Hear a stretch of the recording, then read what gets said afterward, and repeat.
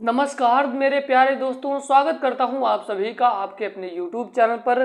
दोस्तों, आज की वीडियो में मैं रीजनिंग के प्रैक्टिस सेट को देखने वाला हूं। अगर आप किसी भी भर्ती परीक्षाओं की तैयारी कर रहे हैं तो ये वीडियो आपको जरूर देखना चाहिए, क्योंकि इसमें सारे प्रश्न सिलेक्टेड हैं और इसको मात्र 2 सेकंड में करने के आपको तरीके को जानना चाहिए। तो चलिए दोस्तों, वीडियो को शुरू करते हैं बिना किसी देरी के।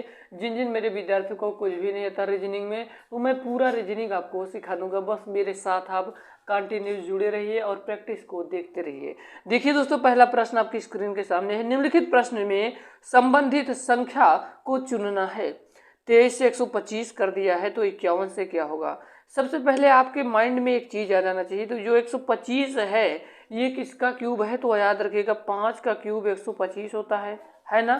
तो इसको हम 5 कैसे बनाएं, तो आप सभी को समझना चाहिए दोस्तों कि हमको इसको 5 बनाने के लिए क्या करना चाहिए। इसको 5 बनाने के लिए 2 और प्लस 3 को जब जोड़ेंगे तो 5 बनेगा, और जब 5 का क्यूब करेंगे तो 125 आ जाएगा ना। तो ये 125 है, और जब 5 और 1 को जोड़ेंगे तो कितना होगा दोस्तों, 6 हो जाएगा, और 6 का जब क्यूब करेंगे तो 6 का क्यूब हो जाएगा 216 हो जाएगा। ऑप्शन नंबर सी वाला से हो जाएगा। नहीं समझे कोई बात नहीं, मैं फिर से समझा रहा हूँ, ध्यान से सुनते जाइए, आपको कोई प्रश्न छूने की हिम्मत नहीं करेगा। देखिए 3 और प्लस को 2 को जोड़ दिया है, जोड़ने के बाद 5 आ रहा है तो 5 का क्यूब कर दिया 125 आ रहा है, और फिर से 5 और 1 को यानी 5 और 1 को जोड़ा है तो 6 हो गया है। 6 का जब क्यूब करेंगे तो 216 है। आपको क्यूब याद होना जरूरी है, 10 तक आप लोग क्यूब याद कर लीजिए। ठीक है दोस्तों, तो 216 इस ऑप्शन में क्या है, क्या हाँ है सर, तो सी वाला सही हो जाएगा। चलिए अब आपका अगला प्रश्न है दोस्तों। दूसरा नंबर का प्रश्न कह रहा है कि निम्नलिखित प्रश्नों से में संबंधित अक्षरों को चुनना है। निम्नलिखित में से चुनना है दोस्तों संबंधित अक्षरों को। देखिए के वाई पी से पी वाई के कर दिया, पर आपको बड़े ध्यान से इन प्रश्नों को देखना होगा, नहीं तो आप गलती कर सकते हैं। देखिए के वाई पी से पी वाई के कैसे बने, तो आपको सबसे पहले आपके दिमाग में आ जाना चाहिए कि ये देखिए आपको उल्टा दिखाई दे रहा है नहीं, ये जो के है ये पीछे लेके जाकर पटक दिया है, और जो वाई है ये तो बीच में ही रहेगा, और पी को आगे रख दिया। तो यहाँ से एक चीज समझ में आता है दोस्तों कि जो जो पीछे वाला है उसको आगे कर दिया, जो आगे वाला है इसको पीछे। तो इसी प्रकार से हमको इसको सबसे ज्यादा पीछे ले जाकर पटकना है, दूसरे नंबर को दूसरे नंबर पे रखना है, और ए जो है ए नंबर को आगे रखना है। क्या हो जाएगा आंसर, ए एन बी हो जाएगा, यानी कि करेक्ट आंसर हो जाएगा ऑप्शन नंबर ए वाला। अब चलिए दोस्तों हम लोग चलते हैं अपने तीसरे नंबर के प्रश्न की ओर। तीसरा नंबर का प्रश्न कह रहा है कि निम्नलिखित प्रश्नों में दिए गए विकल्पों में से प्रश्न चिन्ह के स्थान पर आने वाली संख्या को चुनिए। दोस्तों देखिए, इस प्रश्नों को सबसे पहले करने के लिए आपको एक चीज ध्यान में रखना होगा। सबसे पहले आपको इस प्रकार से करना है, फिर ऐसे देखना होगा।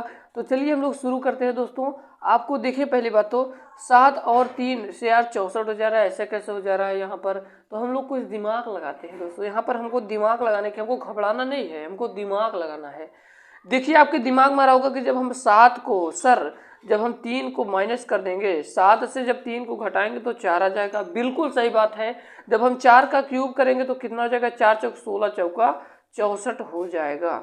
अब बिल्कुल इसी प्रकार से दूसरा वाला भी देखेंगे। जब 8 को 2 से माइनस करेंगे, 8 में से 2 को घटाएंगे तो 6 आ जाएगा, और 6 का जब हम क्यूब करेंगे दोस्तों क्या करेंगे, जब 6 का क्यूब करेंगे तो याद रखिएगा दोस्तों 6 का जो क्यूब होता है, ये 6 का क्यूब 216 होता है। क्या यहाँ पर 216 है क्या, हाँ है सर। ये नियम दोनों पर अप्लाई हो रहा है। जब याद रखिएगा ये सब नियम तभी लगाना है जब आपका दोनों पर अप्लाई होने लगे। और ये आप देख रहे हैं जब 7 में से 3 घटाने पर 4 आए, 4 का क्यूब 64 हो रहा है, और 8 में से 2 को घटाने पर 6 आ रहा है, 6 का क्यूब 216 आ रहा है। सर दोनों पर अप्लाई हो रहा है। जब मेरे प्यारे विद्यार्थी जब दोनों पर अप्लाई होने लगे तो आपको तीसरे वाले पर भी यही रूल को लगा देना है। 5 में से 1 गए, 4 4 चौको 16 चौको 64 क्यूब कर देना है। 64 तो क्या 64 इस ऑप्शन में क्या, जी सर डी में है, तो यही आपका करेक्ट आंसर हो जाएगा। समझना रहता है, कुछ रहता नहीं है। रीजनिंग आपके दिमाग को, आपकी शक्तियों को जानने की कोशिश करता है। रीजनिंग को हम तर्क शक्ति कहते हैं, यानी कि आप कितना तर्क वितर्क कर सकते हैं इस टॉपिक पर। देखिए जूते से जब मोची तो कपड़े से क्या, आपके दिमाग में आइडिया आ जाना चाहिए कि जो जूता सिलने वाला व्यक्ति होता है उसको हम मोची कहते हैं, तो जो कपड़े सिलने वाला व्यक्ति है, अब आप लोग इसको कमेंट में जरूर बताइएगा चलिए हम आंसर बता ही देते हैं आप लोगों को। इसका करेक्ट आंसर हो जाएगा टेलर। कपड़े सिलने वाले को टेलर कहते हैं, क्योंकि जूते सिलने वाले को दोस्तों यहाँ पर देखिए जूते सिलने वाले को मोची कहा जाता है, तो कपड़े सिलने वाले को टेलर। राइट आंसर ये वाला हो जाएगा। 5 नंबर का प्रश्न कह रहा है कि नीचे दी गई आकृति में त्रिभुजों की संख्या बताएं।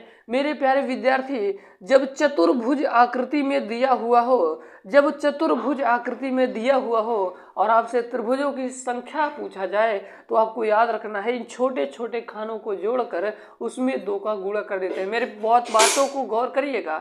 जब चतुर्भुज दिया हो, यानी कि चतुर्भुज का मतलब ये चारों खाना वाला दिया हो, तो याद रखिएगा छोटे छोटे त्रिभुजों, छोटे छोटे जो खन्ने हैं इसको जोड़कर गुणा कर देते हैं। देखिए कितने खन्ने हैं, 1 2 3 4 5 6 7 और 8। तो मैंने क्या कहा, 8 खन्ने हैं, तो 8 में से जब 2 का गुणा करेंगे तो 8 दूनी 16, तो करेक्ट आंसर हो जाएगा ऑप्शन नंबर सी वाला। मेरी बातों को गौर करिएगा। जब चतुर्भुज आ जाए तो इनमें छोटे छोटे खानों को गिनना है, उसके बाद 2 से मल्टीप्लाई करना है दोस्तों, आपका राइट आंसर हो जाएगा। चलिए अब आपका अगला प्रश्न ये है। अगला प्रश्न है कि निम्नलिखित प्रश्नों में दिए गए विकल्पों में से प्रश्न चिन्ह के स्थान पर आने वाली संख्या को चुनिए। सबसे पहले आपको दिमाग में एक चीज आ जाना चाहिए दोस्तों, ये जो प्रश्न दिया गया है ये क्या किया है कि जो इसमें 25 हो गया और फिर से इसने क्या किया, इसमें 25 आ गया। तो अगर याद रखिएगा जब इस प्रकार का प्रश्न आ जाए तो सबसे पहले आपको जोड़ने की कोशिश करना है और जोड़ने के आधार पर देखना होगा। और अगर ये दोनों नियम यदि काम कर रहा है, वो अप्लाई हो रहा है, तो इस पर भी वही नियम लगेगा। अगर एक पर अप्लाई हो रहा है दूसरे पर नहीं हो रहा है तो आपका नियम गलत है यानी कि। तो चलिए इस नियम को हम देखते हैं। पहले 5 और 2 को जोड़ेंगे तो 7 हो जाएगा, 2 और 7 को जोड़ेंगे तो 9 हो जाएगा, और 9 देखिए दोस्तों 5 और 2 को जोड़ेंगे तो 7, 7 और 7 कितना हो जाएगा 14, 14 और 8 कितना हो जाएगा 14, 8 22 हो जाएगा। इन तीन चारों को जोड़ने पर 22 हो रहा है, 22 में प्लस 3 करने पर 25 आ रहा है। तो चलिए अब हम इसको देते हैं 7 3 10, 10 10 8 18, 18 4 22, इसमें जो हम 3 जोड़ेंगे तो आपका 25 आ जा रहा है ना, 3 3 जोड़ रहा है इसमें। तो चलिए सर हम इसमें भी क्यों ना अप्लाई कर दिया जाए। 9 2 11, 9 2 11, 11 6 11 6 17, 17 3 20, 20 में जब 3 जोड़ेंगे तो 23 हो जाएगा मेरे प्यारे दोस्तों। इसका मतलब right answer option number A वाला सही हो जाएगा। अब चलिए आपका अगला प्रश्न ये रहा। नीचे दिए गए प्रश्न का सही वेन आरेख, वेन डायग्राम का ये प्रश्न है जो कि बिल्कुल महत्वपूर्ण है। पहले ब्रह्मांड है, फिर पृथ्वी है, फिर चीन है। याद रखिएगा दोस्तों ये जो ब्रह्मांड के अंदर ही तो पृथ्वी है, तो ये हो जाएगा आपका ब्रह्मांड वाला हिस्सा। उसके बाद बीच में हो जाएगा पृथ्वी। याद रखिए पॉइंट को कि ब्रह्मांड के अंदर ही तो पृथ्वी होगा मेरे दोस्त। तो ब्रह्मांड सबसे ऊपर, उसके बाद उसके अंदर कौन है, पृथ्वी। पृथ्वी के अंदर ही तो चीन है, पृथ्वी के अंदर ही तो चीन, भारत और सभी देश हैं। समझ गए ना आप लोग। तो इसका डायग्राम यही बनेगा, ऑप्शन नंबर ए वाला सही हो जाएगा। अब आपका 8 नंबर का प्रश्न है आपकी स्क्रीन के सामने। प्रश्न ये है कि नीचे दिए गए श्रृंखला को पूरा करें। नीचे गए श्रृंखला को पूरा करें तो देखिए क्या करना है। सबसे पहले आपको इनको जोड़ना है। देखिए जब 15 में कितना जोड़ा गया तो 22 हो गया, तो 7 जब जोड़ देंगे तो 22 हो जाएगा। जी सर। और फिर से हम कितना माइनस करेंगे, 17 हो जाएगा। 22 में जब 5 माइनस करेंगे तो 17 हो जाएगा। 22 में से जब 5 माइनस करेंगे तो कितना हो जाएगा दोस्तों, 17 हो जाएगा। फिर आपको जब फिर हम क्या हो जाएगा, 17 में से जब हम 7 जोड़ेंगे तो 24 हो जाएगा। और 24 में से जब हम फिर से 5 करेंगे दोस्तों, 24 में फिर जब माइनस 5 करेंगे तो 19 हो जाएगा। फिर से हमको 19 में से 7 को जोड़ देना है। क्या कर रहा है, फिर से आप लोग समझिएगा बड़े ध्यान से। इसमें 7 जोड़ा है, फिर से 22 में से 5 को घटाया है, फिर से इसमें 7 को जोड़ा है, फिर से इसमें 5 को घटाया। बारीकी की है जोड़ने की, तो 7 जब जोड़ देंगे 19 7 कितना होगा दोस्तों, 19 और 7 मिलाकर 26 होगा। इसका मतलब करेक्ट आंसर डी वाला हो जाएगा। आपका 9 नंबर का प्रश्न आपकी स्क्रीन के सामने है कि निम्नलिखित प्रश्नों में से दिए गए विकल्पों में से विषम अक्षरों को चयन करिए। जब इस टाइप का प्रश्न पूछे तो आपको वावेल और कॉन्सोनेंट का याद रखना है। सबसे पहले आप लोग वावेल को याद करिए। A-E-I-O-U होता है, O-U होता है ना। तो देखिए A-E-I क्या है, वावेल है, बाकी सब इसमें दिए गए कॉन्सोनेंट हैं। तो इसका मतलब राइट आंसर हो जाएगा ऑप्शन नंबर ए वाला। चलिए अब हम चलते हैं आज के लास्ट और आखिरी प्रश्न की ओर। कह रहा है कि 25 से 100 बना तो 55 से कितना बनी भैया। तो याद रखिएगा दोस्तों, जब 25 से 100 कैसे बना आपको दिमाग लगाना। देखिए पहली चीज तो ये कि जब हम 25 को जब हम 4 से गुणा करेंगे तो 100 आ जाएगा, बिल्कुल सही। तो 55 में जब हम 4 से गुणा करेंगे तो क्या हो जाएगा, 5 को 20 के 0 हासिल 2, 5 को 20 2 22, 220 आ रहा है। क्या इस ऑप्शन में है? क्या ऑप्शन के अनुसार करना होगा काम, तो ऑप्शन में नहीं होता, यानी कि यह नियम आपका गलत है। तो हमको एक और नियम है दोस्तों, आपको नियम को ढूंढना रहता है बस। देखिए 2 और 5 का गुणा करिए, पहले 10 हो जाएगा, अब 10 का स्क्वायर कर दीजिए 100 हो जाएगा। तो इसी प्रकार से 5 और 5 का गुणा करें तो 25 हो जाएगा, 25 का स्क्वायर करें 600, 25 हो जाएगा। Correct answer option number D वाला हो जाएगा। उम्मीद करता हूं बताए गए सारे प्रश्न आप सभी के समझ में आएंगे। अगर आपको समझ में नहीं आया तो कमेंट बॉक्स में कमेंट करके बताइएगा, हम आपके सारे डाउट को क्लियर करेंगे। मिलते हैं किसी नए वीडियो में किसी नए टॉपिक के साथ, तब तक के लिए जय हिंद, वंदे मातरम। मेरा भारत महान, भारत माता की।